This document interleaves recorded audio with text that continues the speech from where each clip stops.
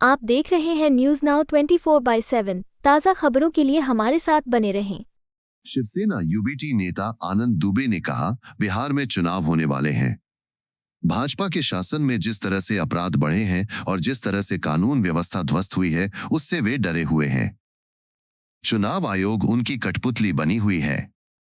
हम चुनाव आयोग से पारदर्शी चुनाव कराने के लिए कह रहे हैं, लेकिन वो तैयार नहीं है। इसी बात का वहां विरोध हो रहा है। चाहे तेजस्वी यादव हो, राहुल गांधी हो या हमारी पार्टी के लोग, सबका यही कहना है। ट्रेड यूनियन भी हड़ताल पर हैं, तो क्या केंद्र सरकार सो रही है? भारत बंद हो या बिहार बंद, इसके लिए भाजपा ही जिम्मेदार है। भाजपा देश को संभाल नहीं पा रही है।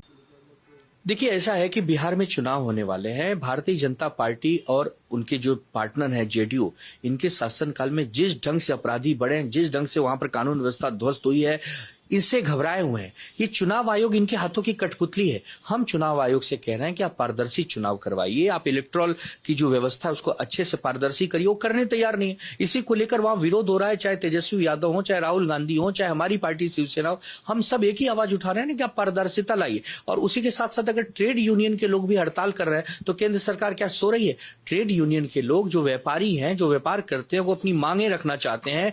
बहुत सारे टैरिफ का विषय है, बहुत सारे और भी विषय है, टैक्सेस का विषय है।